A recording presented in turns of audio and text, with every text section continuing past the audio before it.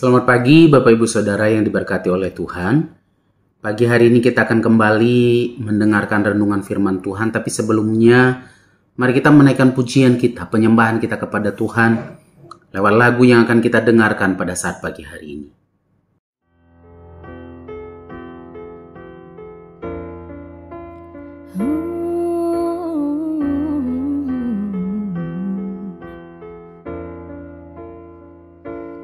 Kau Tuhan, penolong dalam hidupku.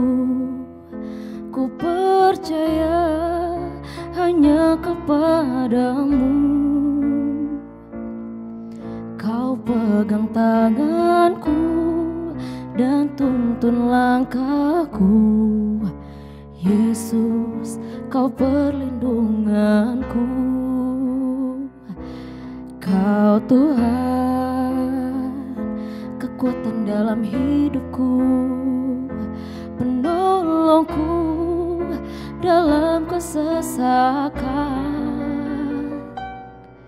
Kau gunung batuku dan pertahananku. Yesus, kau kemenanganku.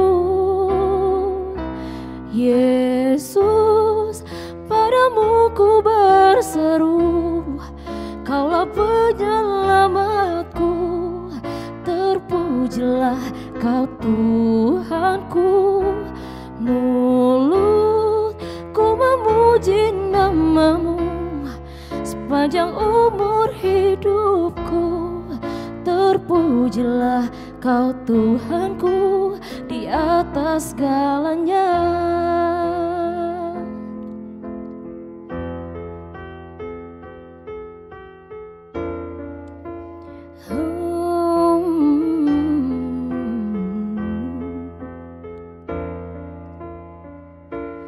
Kau Tuhan, kekuatan dalam hidupku, penolongku dalam kesesakan. Kau gunung batuku dan pertahananku. Yesus, kau kemenanganku. Yesus, padamu ku berseru, Kaulah penyelamatku. Terpujilah Kau Tuhanku. Mulutku memuji namamu sepanjang umur hidupku. Terpujilah Kau Tuhanku di atas segalanya. Kaulah sumber kuatku. Kaulah kehidupanku. Kaulah pertahananku. Ku percaya padamu.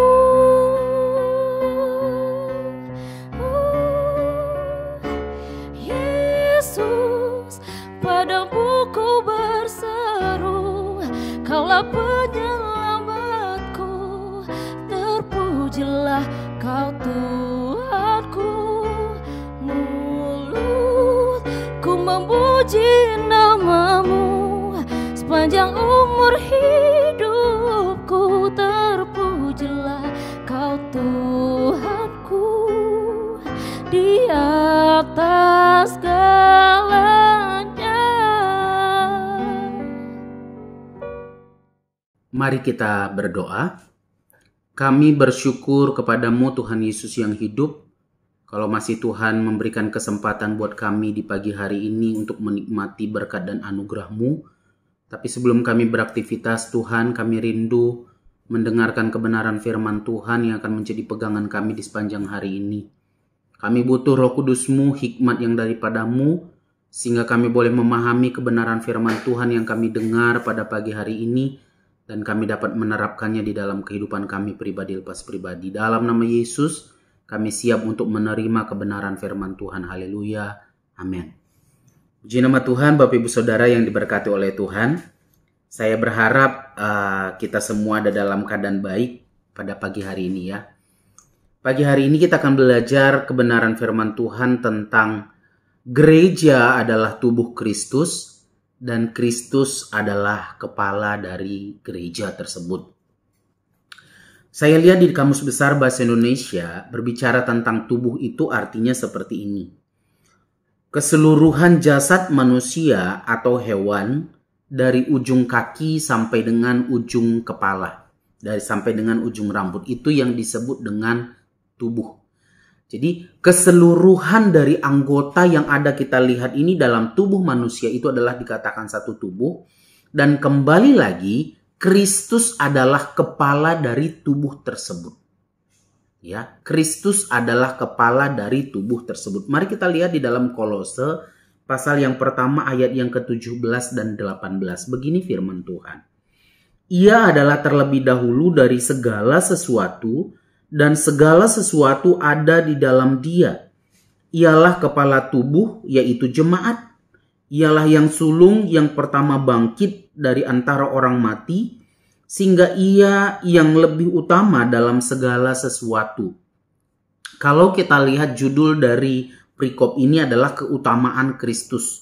Maka kata ia yang huruf besar dalam ayat 17 dan 18 ini adalah menggambarkan tentang Kristus.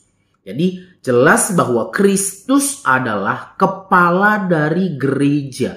Kristus adalah kepala dari jemaat. Kristus adalah kepala dari tubuh yang dikatakan tadi. Kalau di dalam Roma pasal 12 ayat yang keempat sampai dengan yang ke-8 sebenarnya. Tapi saya baca ayat yang keempat dan yang kelima saja. Sebab sama seperti pada satu tubuh kita mempunyai banyak anggota. Tetapi tidak semua anggota itu mempunyai tugas yang sama. Demikian juga kita. Walaupun banyak adalah satu tubuh di dalam Kristus, tetapi kita masing-masing adalah anggota yang seorang terhadap yang lain. Jadi, kalaupun kita ini adalah banyak, kalau kita lihat di dalam tubuh kita ada banyak ya anggota-anggota tubuh kita.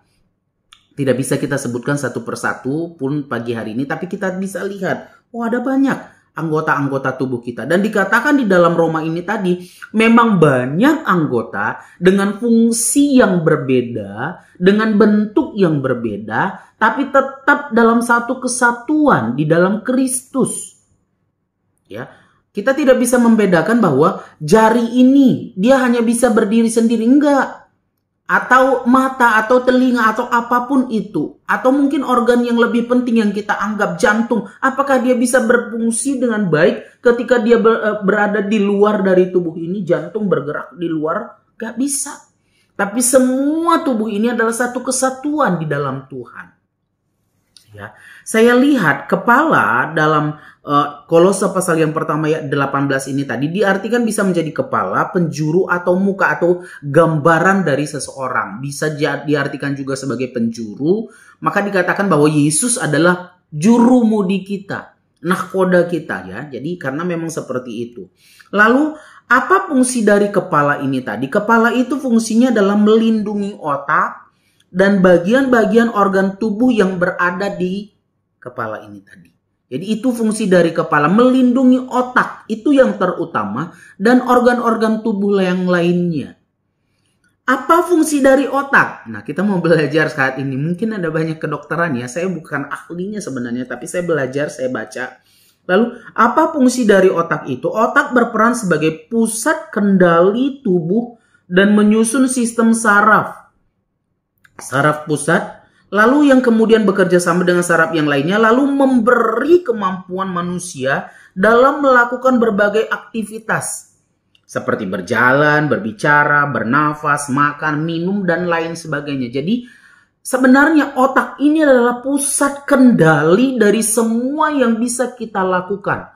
Yang bisa dilakukan oleh anggota-anggota tubuh ini tadi, pusat kendalinya adalah otak. Ya, otak besar, otak kecil, batang otak itu adalah bagian-bagian dari otak. Otak besar itu dia yang mengontrol pergerakan di sisi kiri dan sisi kanan. Termasuk gerakan, ucapan, perilaku, memori, perilaku pun Bapak Ibu Saudara. Memori, emosi, kepribadian, cara berpikir, cara memecahkan masalah, pengendalian indera dan lain-lain. Ini semua ada di otak.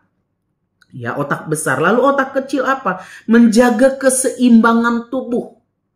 Ya, makanya kalau terjatuh, awas, hati-hati otak kecilnya. Kalau nggak ada seimbang lagi, bisa geger otak atau nggak benar lagi. Ya, itu ya. Lalu batang otak itu apa? Menghubungkan antara otak ini tadi dengan anggota-anggota tubuh yang lainnya. Supaya apa yang mau disampaikan oleh otak itu sampai ke anggota-anggota yang lainnya. Jadi itu adalah fungsi daripada otak yang ada di kepala. Sekarang apa Bapak Ibu Saudara? Saya dan saudara semua adalah anggota-anggota yang berbeda di dalam satu tubuh. Entah seperti apa kita. Entah sebagai apa kita ditempatkan oleh Tuhan dalam tubuh Kristus. Entahkah jari kelingking, manis, tengah, telunjuk, ibu jari. Entahkah sebagai pendengar yang baik. Entah sebagai mata pemerhati yang baik. Atau entahkah seperti apa. Enggak, saya tidak tahu. Dengan talenta, dengan kemampuan yang berbeda-beda. Tapi satu, semua anggota tubuh ini tadi bisa berfungsi dengan baik dan benar kalau dia tetap terhubung ke otak. Dia tetap terhubung ke kepala ini tadi. Kalau dia tidak bisa terhubung atau kepala si otak ini tadi tidak bisa terhubung ke bagian-bagian tubuh yang lainnya, maka bagian tubuh ini tidak akan berfungsi dengan baik dan benar. Ada orang yang terkena misalnya stroke sehingga tangan atau kakinya tidak bisa berfungsi karena dia tidak bisa terhubung lagi dengan baik dan benar ke otak ini tadi. Saya dan saudara sebagai tubuh Kristus, anggota-anggota tubuh Kristus, kalau kita masih mau berfungsi dengan baik dan benar di gereja Tuhan, maka kita harus tetap terhubung dengan otak. Terhubung dengan kepala ini tadi. Ya. Di dalam Yohanes 15 ayat yang pertama sampai dengan 8 di situ tentang pokok anggur yang benar. Tentang pokok anggur. Di luar aku, firman Tuhan berkata. Di luar Yesus kita tidak akan bisa berbuat apa-apa. Benar. Kalau kita tidak terhubung dengan otak ini tadi, kita tidak akan bisa berbuat apa-apa. Tubuh ini nggak bisa berbuat apa-apa. Anggota-anggota tubuh ini tidak akan berfungsi dengan baik dan benar. Jadi mau tidak mau, kita harus tetap terhubung sebagai anggota tubuh Kristus. Sebagai bagian-bagian dari tubuh Kristus ini tadi, kita harus tetap terhubung dengan Tuhan sebagai kepala. Tuhan sebagai juru kita. Tuhan sebagai muka kita. Tuhan sebagai pokok kita. Kita harus tetap terhubung. Kita harus tetap bersatu dengan Dia. Kita harus tetap menjalin hubungan dengan baik. Firman Tuhan berkata, bagaimana seorang muda bisa mempertahankan kelakuannya baik dan benar di hadapan Tuhan? Dengan firman Tuhan. Ya. Kita bisa menjaga hubungan kita. Kita bisa menjaga supaya kita bisa berfungsi dengan baik dan benar sesuai dengan talenta yang kita punya kalau kita tetap terhubung dengan Tuhan sebagai kepala dari tubuh tersebut. Jadi pagi hari ini itu yang saya mau katakan kepada kita. Kristus adalah kepala. Dia adalah yang terutama. Kalau engkau mau berfungsi dengan baik dan benar di gereja Tuhan, di GPDI Tiberias Bogor, maka tetaplah terhubung dengan kepala itu. Tetap terhubung dengan Kristus, maka engkau akan bisa memposisikan dirimu dengan baik dan benar di dalam satu kesatuan tubuh Kristus. Puji nama Tuhan. Ini kebenaran firman Tuhan yang saya sampaikan. Biarlah ini boleh menjadi pembelajaran buat kita pagi hari ini. Mari kita berdoa. Kami bersyukur kepadamu Tuhan Yesus yang baik. Hamba-Mu sudah selesai berbicara, tapi biarlah Roh Kudus-Mu terus memberi pemahaman buat kami semua para pendengar yang mendengarkan kebenaran firman Tuhan ini, bahwa kami adalah tubuh-Mu. Sebagai tubuh kami tidak bisa berdiri sendiri, tapi kami harus terhubung dengan Tuhan supaya kami bisa berfungsi dengan baik dan benar. Tuntun kami di sepanjang hari ini, jagai lindungi kami. supaya keselamatan yang daripadamu, keberhasilan yang daripadamu boleh menjadi bagian kami. Jauhkan kami dari hal-hal yang tidak kami inginkan terjadi Tuhan, tapi pertolongan Tuhan menjadi bagian kami di sepanjang hari ini. Dalam nama Yesus, kami sudah berdoa dan mengucap syukur. Haleluya. Amin. Selamat pagi Bapak Ibu Saudara, selamat beraktivitas. Tuhan Yesus memberkati. Di dalam